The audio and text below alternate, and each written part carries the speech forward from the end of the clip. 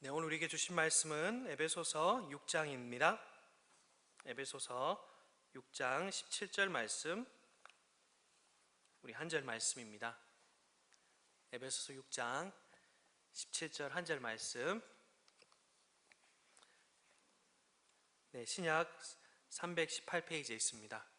에베소서 6장 17절 한 절 말씀, 우리 한 목소리로 이렇게 합독하겠습니다.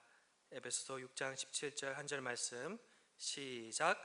구원의 투구와 성령의 검 곧 하나님의 말씀을 가지라. 아멘. 네, 저는 하나님의 전신갑주라는 이 주제를 가지고 계속해서 설교하고 있습니다. 오늘은 다섯 번째 시간이죠. 하나님의 전신갑주는 총 6가지입니다. 그리고 마지막 기도, 이렇게 합쳐서 모두를 이제 하나의 무기로 이 사도 바울은 함께 이거 착용하고 영적 전쟁에 나아가라고 선언합니다. 그래서 오늘은 그 다섯 번째 시간, 오늘 함께 하나님의 말씀을 나누고자 합니다. 자, 비가 오는 날이면 우리가 우산을 쓰지요.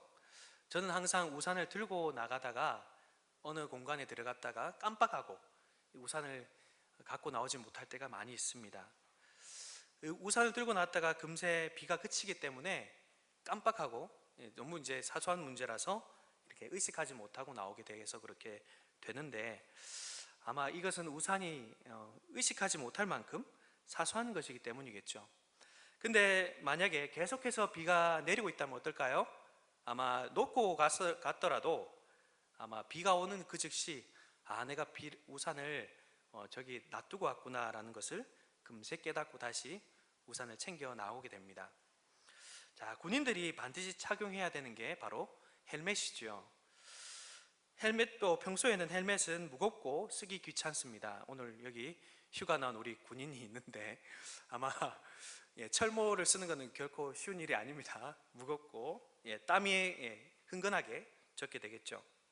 그래서 자기 앞에 총알이 날아오기 전까지는 이 모자, 헬멧은 귀찮고 무거운 그런 무기일 뿐이죠. 그런데 언제 이것이 중요하다고 생각이 들까요? 전쟁이 임하게 될 때, 총알이 내 앞을 지나갈 때, 내가 이걸 쓰지 않았으면 어떻게 됐을까라는 생각을 하게 되겠죠. 그래서 이 헬멧을 이 전쟁 시에는 결코 휴식을 취하더라도, 잠깐 터덕터덕 앉아 있더라도 결코 벗는 일이 없을 겁니다. 그러나 위기가 찾아오기 전까지는 이 헬멧에 대해서는 중요함을 모르죠. 그렇지만 위기가 찾아왔을 때는 자신의 머리에 쓰여진 헬멧으로 인해서 안심하게 되는 것입니다. 사랑하는 성도 여러분, 이 군인의 헬멧은 영적 전쟁에 참여하는 그리스도 병사인 우리도 마찬가지로 중요합니다. 오늘 본문의 사도 바울은 이 군인들이 쓴 이 헬멧을 다른 표현으로 무엇이라고 하냐면 구원의 투구라고 하면서 이것을 반드시 착용해야 된다라고 말씀하고 있습니다. 어디서 날아올지 모르는 마귀의 공격에 대해서 이 구원의 투구가 매우 중요하다는 것이지요. 오늘은 이 구원의 투구가 무엇이고, 그리고 이 투구를 어떻게 쓸 수 있는지에 대해서 오늘 살펴보겠습니다. 사도 바울은 하나님의 전신갑주를 설명할 때 지금 계속 전신갑주를 설명하면서 느끼셨겠지만 이 로마 군인 병사의 이 무기들을 연상하면서 이 본문을 기록하고, 또 한편으로는 하나님께서 이것을 어떻게 생각하시는지를 이 두 가지를 함께 생각하면서 사도 바울이 이 본문을, 이 편지를 썼습니다. 무엇보다 로마 군인 이 장갑을 떠올리면서 이 본문, 우리가 이 구원의 투구를 써야 된다라고 설명하고 있는데, 여기서 투구라고 하는 단어가 헬라어 단어로 페리케팔라이아라는 단어입니다. 이 단어로 표현된 이 로마 군인의 투구는 그 당시 때 많이 사용하던 투구였는데, 보통 철과 이 청동으로 아주 두껍게 이렇게 이제 갑옷으로 이 투구를 만들었다고 하는데, 이것이 이제 철과 청동으로 되어 있으니까 어떨까요? 무겁겠죠.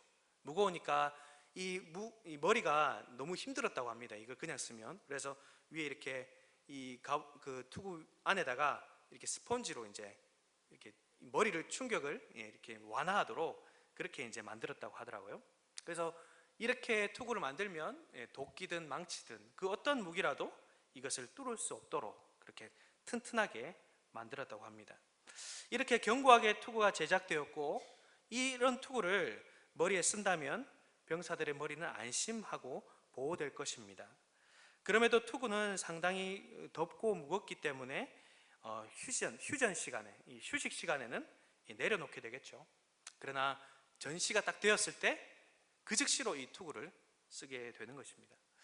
이 사도 바울은 이런 긴박성, 그리고 이제 머리가 중요하니까 그만큼 중요한 이 부위에 이렇게 써야 된다는 그런 의미에서 이 로마 병사의 투구를 생각하고 이렇게 이제 영적 전쟁에 나아가는 우리 그리스도인도 동일하게 써야 된다는 것이죠.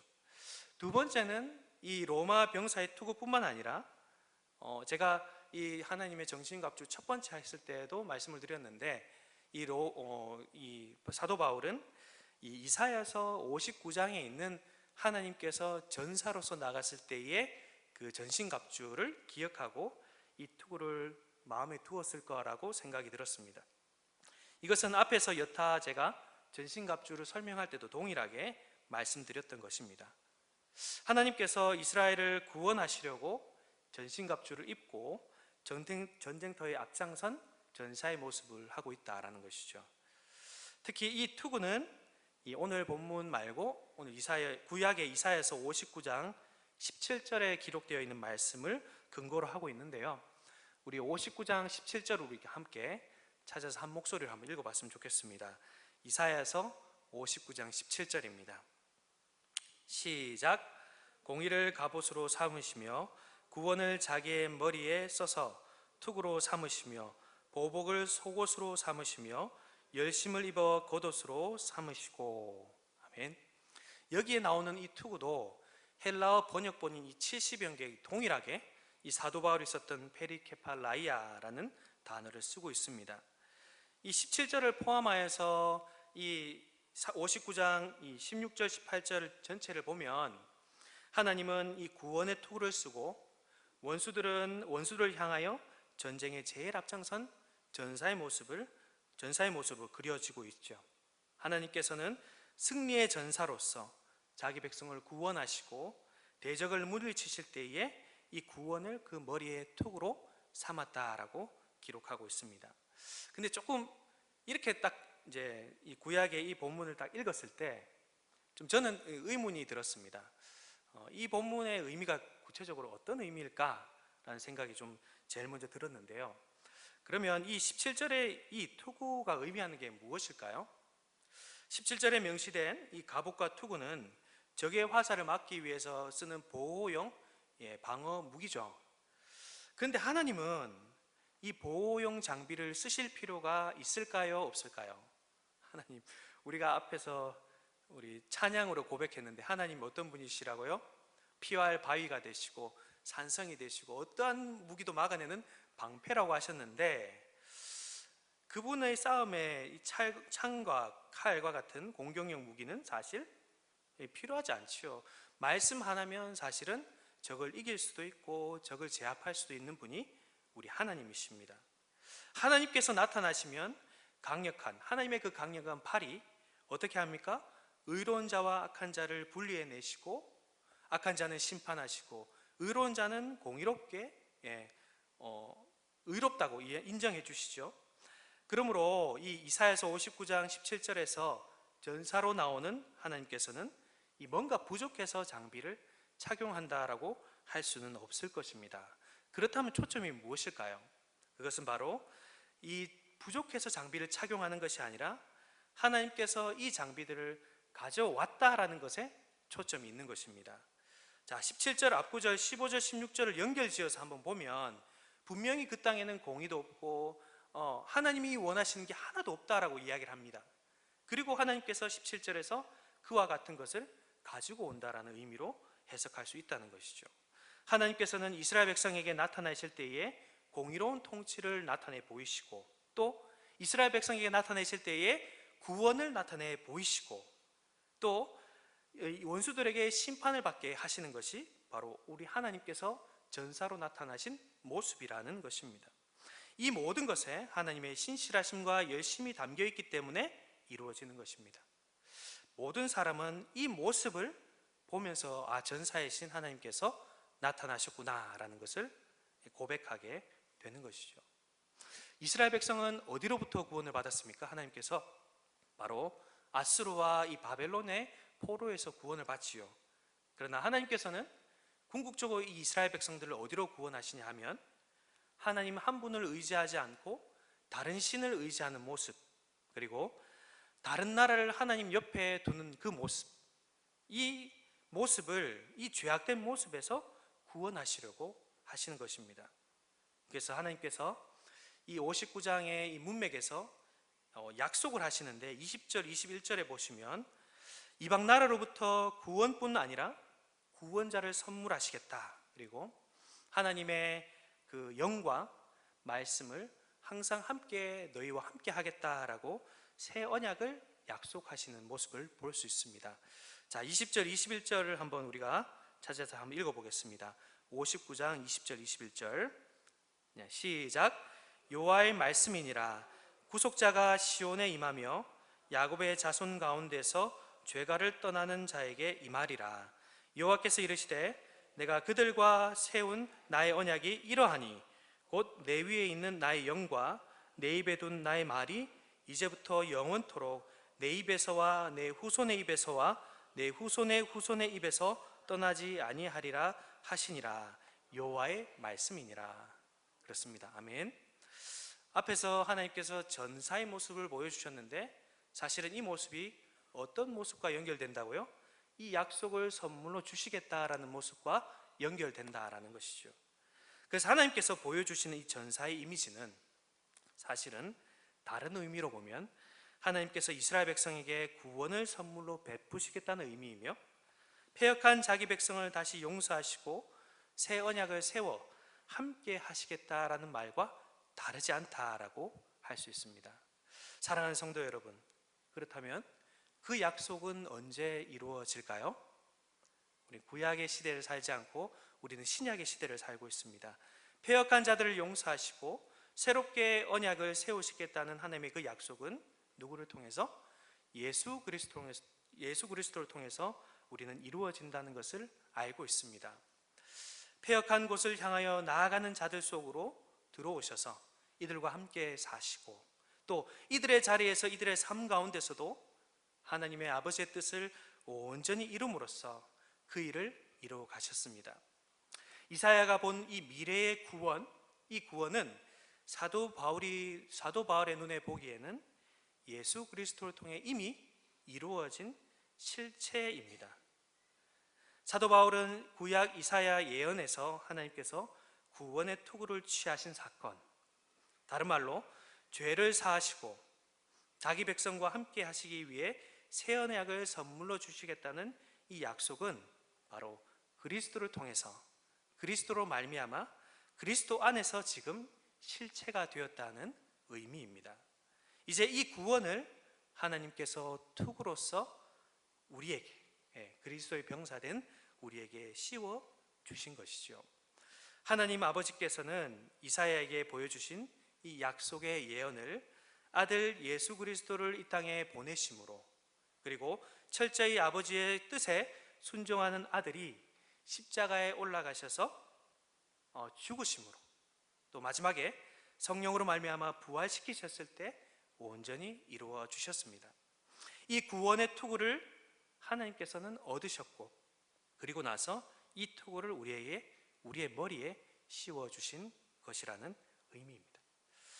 그래서 사도 바울은 앞에서 제시했던 다른 전신갑주와는 달리 이 17절 투구와 성령의 검을 뭐라고 이야기하냐면 가지라 또는 받으라라고 표현하고 있습니다. 제가 받으라라고 표현한 것은 이 원문에는 그렇게 나타나기 때문인데요.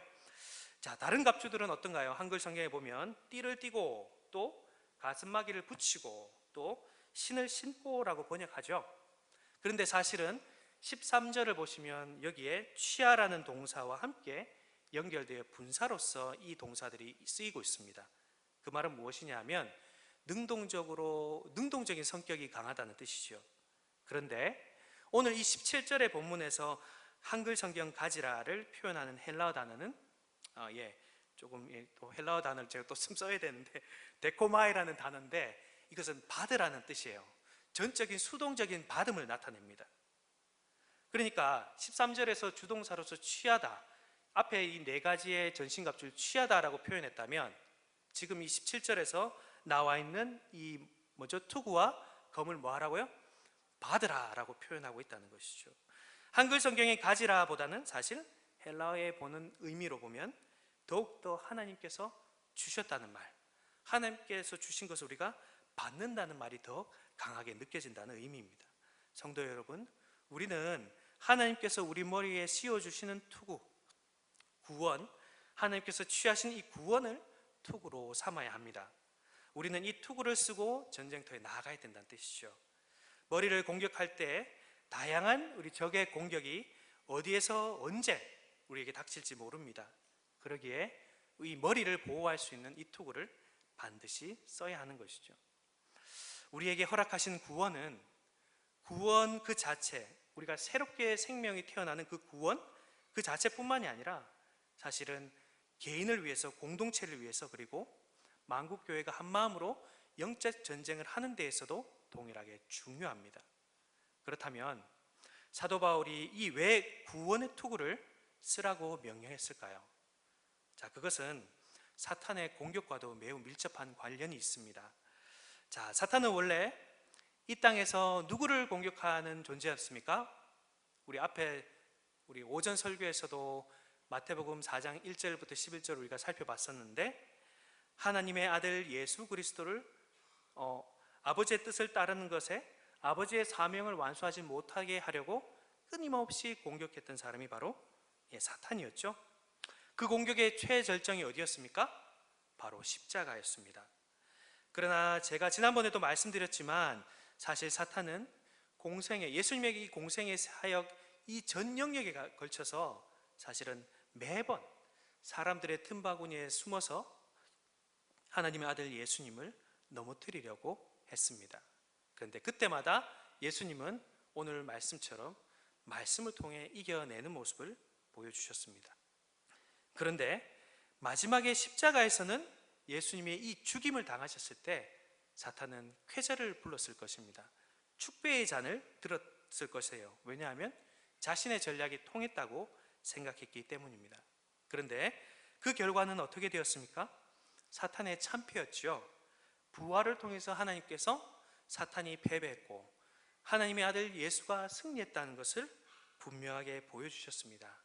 그렇기 때문에 이 십자가는 사탄이 보기에는 결정적인 전략이라고 생각했는데 자신의 모든 꾀를 내어서 이 십자가 위에서 예수님을 없애고 자신의 나라를 세우려 했지만 어떻게 되었습니까? 사탄의 머리가 박살나는 결정적인 사건이 되었습니다. 사탄은 이제 예수 그리스도와 하나님 나라를 무찌르려는 결정적인 힘이 사라져 버린 것입니다. 그러자 사탄은 어떻게 시선을 돌렸습니까? 바로 하나님 나라 백성이며 예수 그리스도의 몸된 교회, 그리고 성령의 전인 우리에게 시선을 돌리고 있는 것이죠. 머리가 박상을 났기 때문에 이제 사탄은 자신의 영역 안에 갇힌 자들을 완전히 가둬둘 수 없습니다. 그들을 가둬둘 수 없고 복음 앞에 무력하게 내어줘야 하는 그런 상황이 되었습니다. 이제부터 사탄이 할 수 있는 것은 우리를 공격하여서 실족하고 넘어지게 하는 것 외에는 없는 것이죠. 그렇다면 어떻게 사탄은 그렇게 걸려 넘어지게 할까요? 예수 그리스도로 말미암아 이미 이루어진 구원 사역을 막지는 못했지요. 십자가가 실패라 생각했는데 사실 하나님의 성공이라고 드러났기 때문이죠.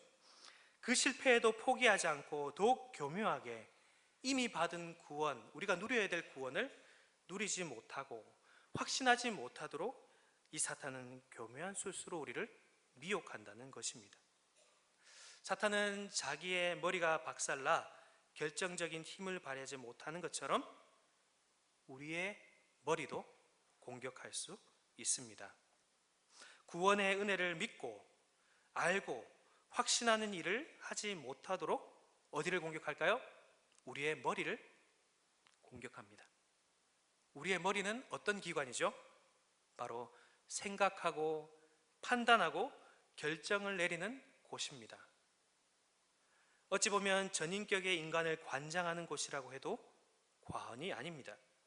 사탄은 머리에 확고하게 차 있어야 하는 하나님의 말씀과 성부, 성자, 성령 삼위 하나님의 놀라우신 구원의 은혜를 온전히 믿지 못하도록 교묘하게 방해한다는 것이죠. 머리로 받아들이지 않으면 우리의 마음으로 내려갈 수 있을까요? 우리의 마음으로 내려가지 않는다면 우리가 순종할 수 있을까요? 우리의 손과 발이 하나님의 뜻을 따를 수 있을까요? 결코 그럴 수 없습니다. 그래서 사탄은 우리의 머리를 공격하는 것이죠. 이런 상황에서 머리를 보호해줄 투구 없이 전쟁에 나간다는 것은 필패입니다. 그래서 사도 바울은 오직 하나님께서 씌워주는 그 구원의 투구를 쓸 때에만 사탄의 공격을 막을 수 있다라고 명령하고 있는 것입니다. 그렇다면 무엇으로 사탄의 공격을, 즉 무엇으로 우리는 구원의 투구를 써야 할까요? 우리는 이 구원의 투구라는 이 단어 안에 담겨 있는 의미를 어느 정도는 알 수 있습니다. 그러나 저는 조금 더 구체적으로 두 가지를 살펴보려고 합니다. 무엇이냐? 하나님께서 현재 나에게 베풀어 주신 구원, 그리고 앞으로 우리에게 이루어 주실 구원, 두 가지를 말씀드리고 싶습니다. 하나님께서 나에게 베풀어 주신 구원이 나에게 주어졌다는 믿음의 확신과, 그리고 앞으로 이 구원이 가져다 줄 놀라운 영적 유업이 내 앞에 놓여 있다는 것을 지금 실체로 느끼며 소망하며 나아가는 이 두 가지가 우리의 구원의 투구가 될 때 사탄의 공격을 이겨낼 수 있다는 것입니다. 오늘 보면 17절뿐만 아니라 사실은 구원의 투구를 언급하는 곳이 한 군데 더 있습니다. 그곳이 어디일까요? 바로 데살로니가 전서 5장에 있습니다. 데살로니가 전서 5장 8절에 보면 동일하게 구원의 투구를 동일한 사도 바울이 명령하고 있습니다. 우리 5장 8절, 우리 데살로니가 전서 5장 8절 한 목소리로 한번 읽어보겠습니다. 시작. 우리는 낮에 속하였으니 정신을 차리고 믿음과 사랑에 호심경을 붙이고 구원의 소망의 투구를 쓰자. 아멘. 자, 데살로니가 전서는 이 사도 바울이 데살로니가 교회에 지금 주님의 재림에 대한 심각한 오해로 인해서 문제가 발생했기 때문에 쓴 편지였습니다. 이 주님의 재림에 대해서 정확하게 바르게 인식시켜 주기 위해서 오늘 이 데살로니가 전서를 썼다고 할 수 있죠. 그러면서 5장 8절을 기록하고 있는 것이죠. 그래서 미래에 다가올 주님의 재림을 소망하도록 그렇게 이 5장 8절을 기록하고 있습니다. 그런데 에베소서의 이 구원의 투구와 달리 사도 바울은 지금 단어 하나를 덧붙이고 있는데 그것이 무엇인지 혹시 캐치하셨습니까? 바로 소망이죠. 구원의 소망의 투구를 말하고 있습니다. 그러므로 사도 바울은 데살로니가 교회 성도들에게 어떤 구원의 투구를 쓰라고 말씀하고 있습니까? 소망, 구원의 소망의 투구를 쓰라고 지금 명령하고 있습니다. 앞에 제가 현재 우리가 누리고 있는 구원에 말씀드렸고, 미래적인 성격을 가진 구원에 대해서 분명히 이 사도 바울은 알고 있고 데살로니가 교회가 알아야 됐기 때문에 이 구원의 소망의 투구를 쓰라고 명령하고 있다는 것이죠. 자, 그렇다면 그와 달리 에베소서는 어떨까요? 자, 앞에서 우리가 6장의 맥락은 어떤 맥락이었습니까? 마귀와 지금 즉시 영적 전쟁을 지금 한창 하고 있는 상황이죠. 우리는 오늘 이 자리를 나서면 어떻습니까? 마귀와 계속 영적 전쟁을 해야 되는 상황입니다. 현재의 상황이에요. 그런 면에서 에베소서의 구원은 현재 지금 성도들이 받아 누려야 되는 구원, 그 구원의 투구를 말하고 있습니다. 그것을 쓰고 싸우라는 의미이죠. 구원의 현재적인 측면은 에베소서 전체에서 사실은 메아리 치고 있습니다. 자, 예전에 제가 에베소 2장을 가지고도 한번 설교를 한 적이 있었는데, 구원받은 백성의 상태를 현재적 구원으로 아주 장엄하게 에베소 2장에서 말씀하고 있는데요, 우리 4절부터 6절까지 우리 한번 찾아보겠습니다. 에베소서 2장 4절부터 6절 한번 읽어볼까요? 시작. 긍휼이 풍성하신 하나님이 우리를 사랑하신 그 큰 사랑을 인하여 허물로 죽은 우리를 그리스도와 함께 뭐라고요? 살리셨고 너희는 은혜로 구원을 받은 것이라. 또 함께 일으키사 그리스도 예수 안에서 함께 하늘에 앉히시니. 이 동사들이 지금 다 현재형입니다. 현재 우리가 누리고 있는 거예요. 누리고 있는 상태를 지금 설명하고 있습니다. 영적 전투에 임하는 성도들은 자신들이 이미 흑암의 권세에서 건짐을 받았다, 하나님의 아들의 나라로 옮겨졌다, 그리고 그리스도와 함께 하늘에 앉힌 바 되었다라는 것을 알고 믿고 영적 전투에 나아간다는 것입니다. 이 사실 자체가 우리의 무엇이 되어야 된다고요? 우리의 투구가 되어야 된다는 것입니다. 하나님께서 주신 구원을 이미 소유하고 있다는 사실을 확신하는 것이야말로 영적 싸움에서 성도의 머리를 보호해주는 견고한 투구가 되는 것이죠. 뿐만 아닙니다. 제가 앞에서 데살로니가전서 5장 8절을 언급하면서 구원의 소망의 투구라고 말씀드렸죠. 함께 소망의 투구도 써야 합니다. 사도 바울이 데살로니가 전서를 데살로니가 교회에만 썼다고 우리는 생각해서는 안 될 것입니다. 누구에게도 썼을까요? 하나이고 거룩하고 보편적이고 사도적인 오늘날 우리 교회에도 동일하게 하나님의 말씀으로 썼습니다.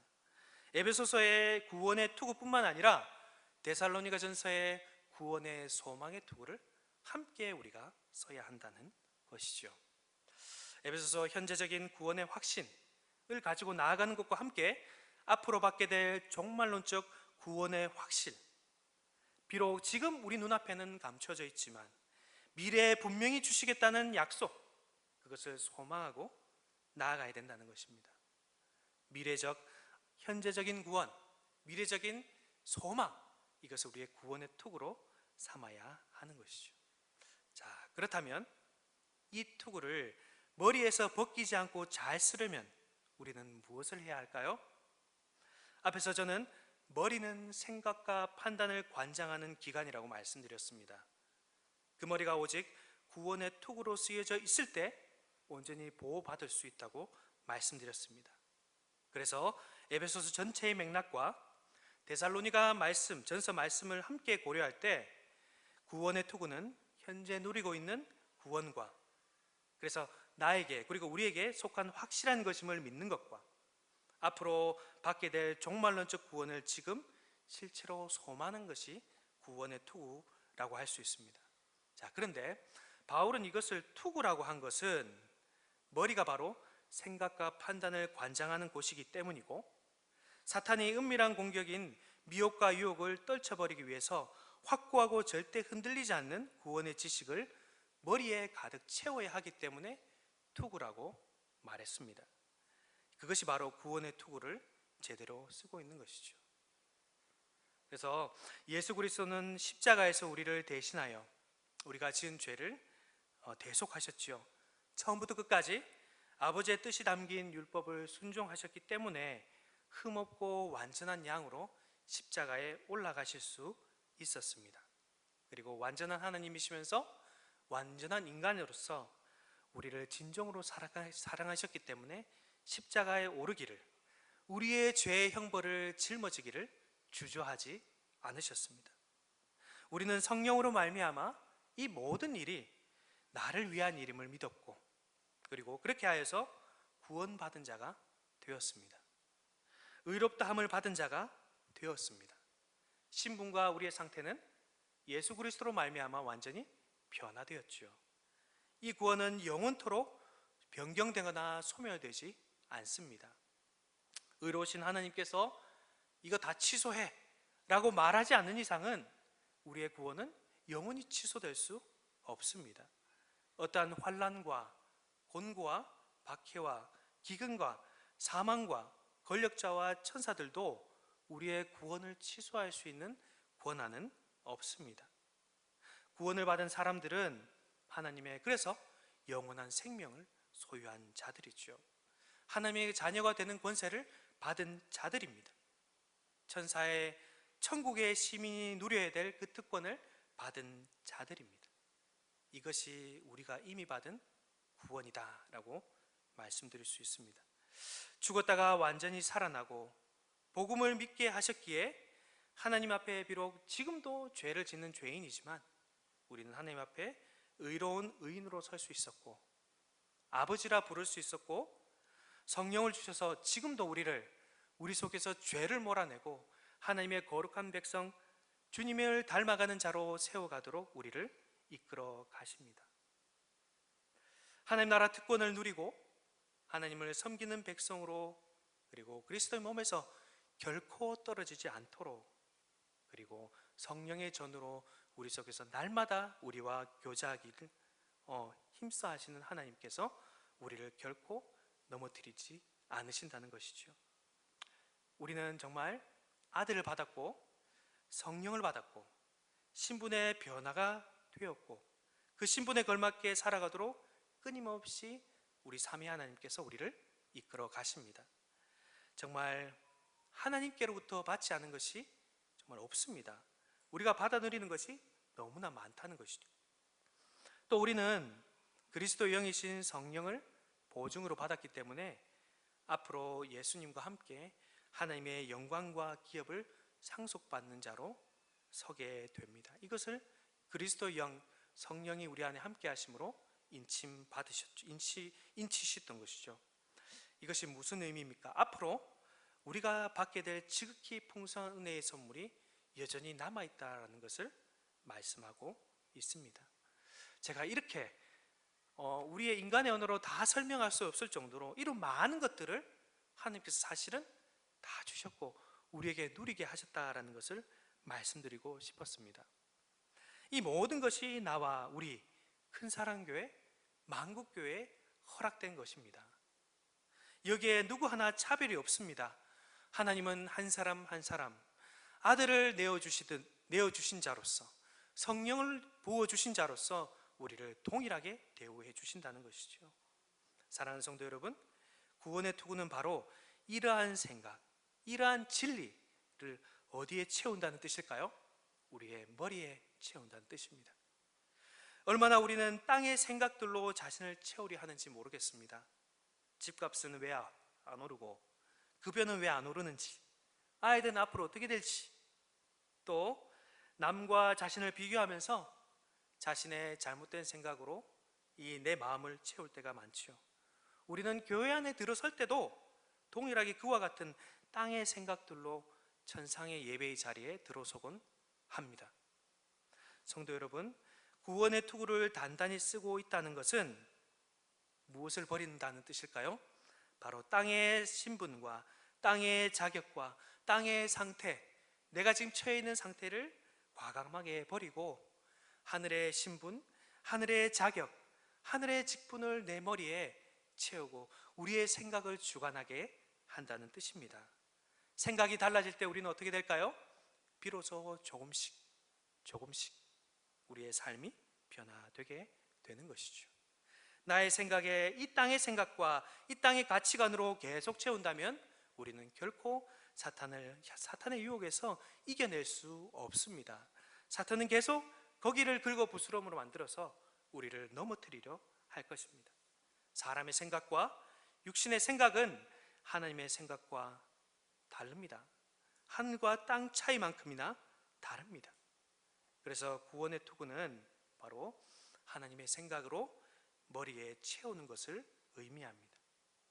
다른 생각이 우리의 머리를 파고들면 우리의 인생은, 우리의 삶은 그 생각에 다시 조종당하고 인도될 것입니다. 그럴 때마다 우리는 이것을 기억해야 합니다. 하나님의 생각으로, 하늘의 신분과 하늘의 상태, 그것으로 나를 채워야 한다는 것이죠. 사랑하는 성도 여러분, 그렇게 하기 위해서 우리는 무엇보다도 복음을 들어야겠죠. 그래서 복음의 강설인 설교와 평소에 우리의 삶 속에서 말씀을 끊임없이 읽고 묵상해야 되는 것이 바로 하늘의 생각을 우리의 머리에 채우는 시간이 되기 때문입니다. 누가 복 있는 사람일까요? 우리가 시편 1편 1절에서 2절에 보시면 그렇게 기록하고 있죠. 여호와의 율법을 주야로 묵상하는 자가 복된 자라라고 말씀하고 있습니다. 자, 우리 시편 1편 1절에서 2절 함께 읽어보겠습니다. 1절 먼저 한번 읽어보겠습니다. 시작. 복 있는 사람은 악인들의 꾀를 따르지 아니하며 죄인들의 길에 서지 아니하며 오만한 자들의 자리에 앉지 아니하고. 여기까지. 이게 무슨 뜻일까요? 땅의 생각으로 내 머리에 채우지 않는다는 뜻이죠. 그리고 2절, 오직 여호와의 율법을 즐거워하여 그의 율법을 주야로 묵상하는도다. 무엇으로 내 머리를 채운다는 뜻입니까? 하늘의 생각으로 내 머리를 채운다는 뜻입니다. 이것이 바로 구원의 투구를 제대로 쓰는 것을 쓰는 방법을 말하는 것이죠. 성경은 바로 그래서 구원을 주는 도구라고 할 수 있습니다. 구원을 확신시키는 도구가 바로 성경이다 라고 할 수 있습니다. 제가 그래서 설교와 성경 말씀을 끊임없이 묵상하는 것이 왜 필요한지를 말씀드렸습니다. 그래서 요한은 우리가 성경에서 이제 각각의 저자들이 있을 텐데, 이 저자들 가운데는 기록 목적을 분명하게 기록하고 있는 저자가 있습니다. 그 대표적인 예가 요한이라고 할 수 있는데요, 요한은 바로 이 구원의 투구가 녹슬지 않도록 구원의 확신을 더욱 심어주기 위해서 자신의 복음서와 요한일서 편지를 썼다라고 분명하게 기록하고 있습니다. 요한복음 20장 30절 31절에 이렇게 기록하고 있죠. 오직 이것을 기록함은 너희로 예수께서 하나님의 아들 그리스도이심을 믿게 하려 함이요 또 너희로 믿고 그 이름을 힘입어 생명을 얻게 하려 함이라. 요한은 분명하게 바로 우리에게 구원을 얻도록, 또 구원을 확신하도록 하기 위해서 이 성경을 썼다고 기록하고 있습니다. 또 구원의 확신을 주기 위해서 자신의 편지인 요한일서 5장 13절을 또 보면 그 기록 목적을 기록하고 있습니다. 요한복음 5장 13절에 이렇게 기록하고 있죠. 내가 하나님의 아들의 이름을 믿는 너희에게 이것을 쓰는 것은 너희로 하여금 뭐라고요? 너희에게 영생이 있음을 알게 하려 함이라. 구원받은 자로서 이 영생을 온전히 누리도록, 구원의 확신을 주도록 이 편지를 기록했다라고 이야기하고 있습니다. 요한뿐 아니겠죠. 누가도 마찬가지입니다. 데오빌로를 향해서 무엇 때문에? 바로 이미 알고 있는 바를 확신시키기 위해서 이 복음서를 기록했다고 분명하게 기록하고 있습니다. 사도 바울도 마찬가지입니다.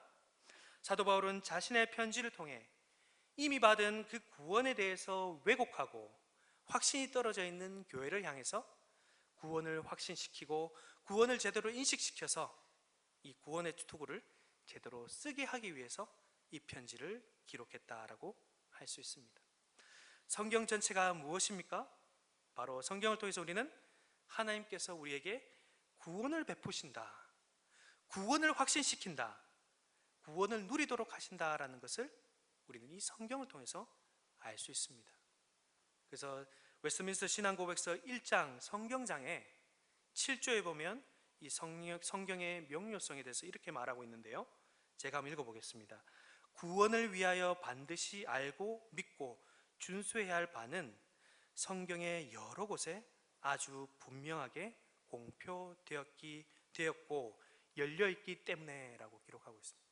그래서 배운 자든 못 배운 자든 통상적인 방법을 합당하게 사용하여 충분하게 이해할 수 있다라고 기록하고 있습니다.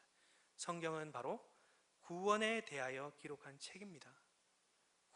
성경을 읽으면, 설교를 통해서 말씀을 듣고 우리가 끊임없이 성경을 묵상할 때에, 일반적인 방법을 사용할 때에 우리는 이 성경을 통해 구원을 더욱더 확고하게 붙들게 되는 것입니다.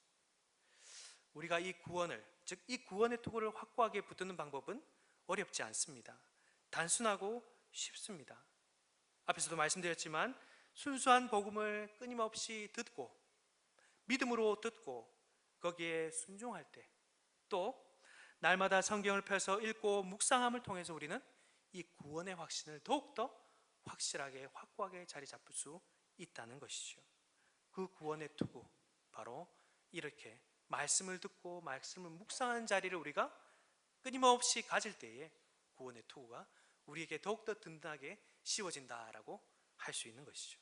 우리 모두 이것을 기억했으면 좋겠습니다. 이제 말씀을 맺겠습니다.